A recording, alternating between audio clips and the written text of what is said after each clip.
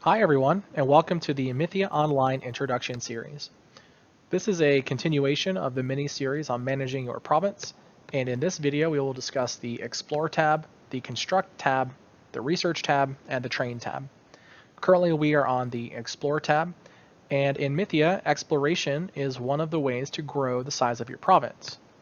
You can see here that exploring an acre will cost you both soldiers and gold. And the larger the size of your province, the more soldiers and gold it will cost to explore more acres. And then you can see here how many available uncharted acres that your kingdom has available to explore. As long as this is above 0, then you are able to send an expedition. But if you spend all of the acres in your pool, you cannot explore anymore. So be careful of that. You can see how many acres you're currently exploring and then how many acres you can explore given how many resources you currently have. The reason we can't explore acres right now is because we have not built up enough land to be able to explore anymore, which we'll discuss in the next tab. So moving on to the Construct tab, this will show you information on your buildings. This is where you can build more buildings and then see the effect that your buildings are currently giving you. So you can see as it stands right now, buildings will take 18 days to build, which is 18 Earth hours. And it'll show you the cost of buildings. This is how many building credits you have. Currently we have 0 building credits, but as we attack other provinces or as we reset our province later on in the age, you'll get some building credits awarded to you, and then attacks will give you building credits too. So building credits obviously is worth 1 building for free. You can build a building for free, or you can use this accelerated construction option, which outside of protection will build buildings twice as fast but for twice the cost or for double the credits. So you can see here, in protection, we automatically have some homes, farms, banks, guilds, and towers. From here, we have 250 acres we can build. So we can set kind of however we want with these 250 buildings that we have to build. We can set this, we can click construct buildings. We're going to build 50 homes and 100 banks. And we can see the current number of homes that we have and the current percentage of our land that is homes, and then the effect for that current amount. And then over here you can see the effect for how much we're building. So currently our birth rates are increased by 36%. Once these 50 homes finish, we'll have plus 64% birth rates. So we're going to go ahead and just build these buildings really quick. So in 18 hours, these buildings will finish, and you can keep track of that on this button right here, where it will show you an in-depth view of the current bonuses you're getting from your buildings, and then your building schedule. But we're going to go back to the Construct tab here for a second, because you can click this button here to show buildings that you don't have any of them built in, and then you can see what every building here does.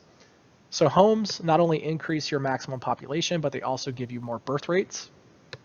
Farms generate food. Mills will reduce your build cost and your explore gold cost. This will not reduce the soldier cost for exploring acres, just the amount of gold. Banks will generate gold for your province and increase your income by a percentage. Training grounds will increase your military efficiency, specifically your offensive military efficiency. So it'll give you more military offense. Armories will reduce your wage and draft costs as well as your military training costs. Barracks will increase your attack speed, so make your attacks faster. And then forts will increase your defensive military efficiency, so kind of the opposite of training grounds.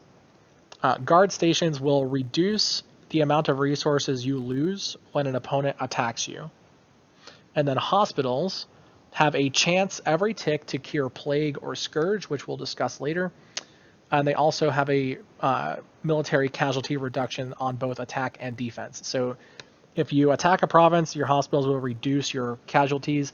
And if a province attacks you, your hospital will also reduce those casualties. Guilds do a couple of different things. First of all, guilds will train wizards for you. So you can see we gain 1.5 wizards per tick from the current number of guilds we have. And then guilds also contribute to the success of your self spells, and it'll also contribute to the duration of your offensive spells. So guilds kind of do a lot. There's a bit of a complicated formula behind them. A good rule of thumb is 10% is pretty good for maintaining self spells, and then a bit more than that. It kind of depends on your race and personality if you want to be casting long duration offensive spells.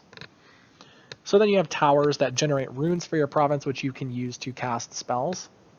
Then you have thieves' dens, which reduce the number of thieves you lose on a thievery operation, and they also increase your thieves per acre, what we call modified thieves per acre, which we'll discuss in a future video. And then you have watchtowers, which give you a flat % chance to catch enemy thieves, and then also reduce the damage those thieves do. So if you're fighting against a rogue, or if you're going to go to war against a kingdom with a rogue, or some thievery-oriented provinces, watchtowers are very helpful. And then arcane libraries are the magic version of watchtowers. They have a % chance to stop enemy spells and then reduce the damage of spells that get through. So same thing here. If you're fighting a mystic or a kingdom with lots of spellcasters, you definitely want arcane libraries to reduce that damage. And then you have schools, which reduce your science learn cost, which we'll discuss on the next tab. And then also it will protect a percentage of your books if an opponent learns your province, which we'll discuss in another future video on attacks, different types of attacks. Schools are very useful to have when you're not in war to protect your province against enemies who want to learn and steal your science. Science is very hard to get a lot of, and it's very easy to lose a lot of. And losing a lot of science can be very crippling for the long-term strength of your province. So schools are basically necessary when you're not at war to protect your science, and also to reduce the cost of learning new science, so you can learn new science more quickly. And then you have stables, which both generate horses per tick and then also hold a certain number of horses. Horses are military units that increase the offense and the speed of your military. So a mounted military unit is stronger and faster than a non-mounted military unit.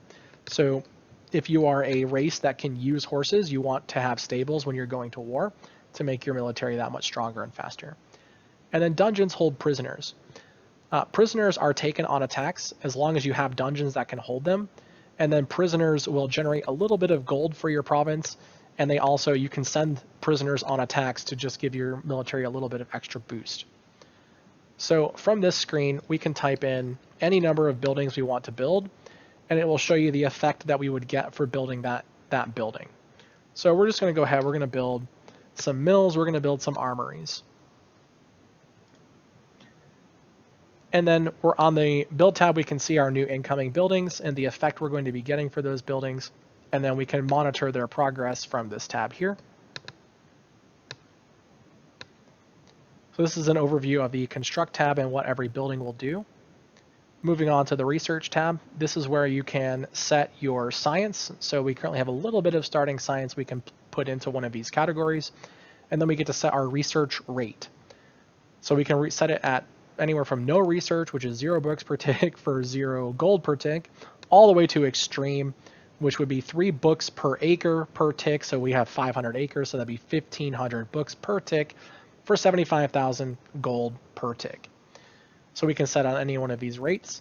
The higher the research rate, the more expensive per book it is, which you can see right here.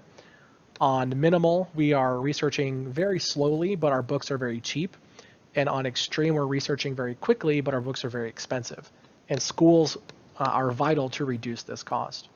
So we're going to set it on sustained for now. And we have 1,500 books we can allocate into something.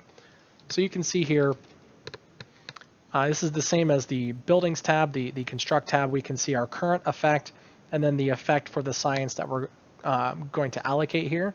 So we would get an additional 3.39% income for our province if we put the books here. Tool science increases our building efficiency, housing science increases our population, food science increases food production, military science increases gains on attacks, crime science increases our modified thieves per acre, and channeling science increases our modified wizards per acre and our rune production. So we can allocate these books however we want. I'm going to put these into tool science, and we'll just click order the studies. So now I forgot to set our research rate, so let's set our research rate at sustained. And we've put our books into tool science, and we can see incoming. And then we can monitor our incoming books from this tab here, and we can see how many books we're getting every tick. As a general rule of thumb, for most provinces, you're going to want to prioritize tools science, and opinions may vary on this. This is just my opinion. But you're going to want to have a lot into tools science. You want to get a lot of building efficiency because of the way it stacks multiplicatively with itself. The more science you have in your province, it starts to get diminishing returns after a while. But because tool science stacks multiplicatively with itself, it stays relevant for much longer, and you can pump a lot more tool science into your province before you start getting diminishing returns.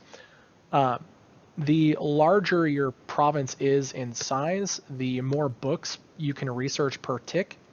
So larger provinces can get science quicker than smaller provinces, but for larger provinces, you also have to have more science in a category to get the same effect as you would on a smaller province. So it kind of evens out that way, but still larger provinces can research more quickly, which means you can get a lot of books quickly as a large province, and then if you got attacked, and let's say you lost half of your acres in a war to attacks, you're suddenly a much smaller province, and you still have all of that science, which means your percentage benefit from the science you do have goes up dramatically once you get taken down to a smaller size. So it's usually advantageous to be a large province if you want to get a lot of science, but not so large that you stand out like a sore thumb compared to the rest of your kingdom. So that's something you're going to want to work out with your teammates, is how large everyone should be in the kingdom and kind of how you want to approach science. Science is a big investment for your province. You will be planning a lot of your age around science, because while it does get diminishing returns at very, very high values, science is very good for your province for a very long time, and will decide a lot of your long-term strength and your strength toward the end of the age. And a province with a lot of science is going to be stronger than a province that doesn't have a lot of science. And a lot of times you might decide if you're going to war a kingdom based on how much science they have compared to how much science you have. It's just a very important thing to consider with your province. And when you're not in war, you want to prioritize being able to pump science on extreme as often as you possibly can, and do everything you can to be able to afford pumping on extreme. So this is a brief overview of the research tab and how science works. And lastly, we'll cover the train tab. This is where you can train your military. You can see the strength of your military units, how much they're going to cost, and how many you can train given how much gold you have. You can also set your draft percentage. So currently it's set to draft up to 20% of our population as military. This is way too low. You typically want around 60 to 70%. When you're not in war, you want about 55 to 60% of your population drafted. And then when you're going to war, you want to up this to about 65 or 70% of your province, of your population being drafted. You can set your wage rate. Your wage rate can be anything from 50% to 200%. And the wage rate decides a bit about how strong your military is. The more you pay your military, the stronger your military efficiency will be. And then conversely, the less you pay your military, the weaker it'll be. I believe it's 7% either way. So at 100% wages, your military is 100% efficient. At 200% wages, your military is roughly 107% efficient. And then at 50% wages, your military is roughly 93% efficient. So based on your income in war, you can set this wage rate to whatever you need to be to stay at a positive income, because you can go into negative income in war if your income is less than your wages. And then you can set your draft rate. You have no draft if you don't need to draft any soldiers. Reservist draft if you just want to be very slowly but cheaply drafting soldiers. Normal draft is a pretty moderate rate of drafting per cost. And you can see the faster you draft, the more it costs per soldier. And extreme emergency draft can be very expensive.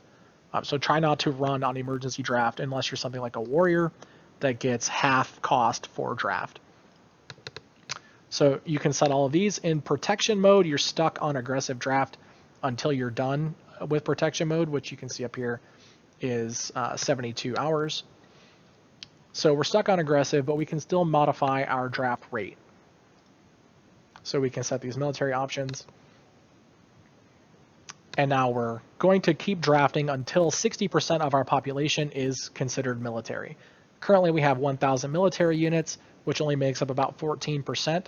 So we'll continue drafting 1% of our peasants per tick until 60% of our total population is military. So this has been an overview of the Explore, Construct, Research, and Train tabs. In the next video, we'll discuss the Mystics, Thievery, and Combat tabs. All right, thank you for watching.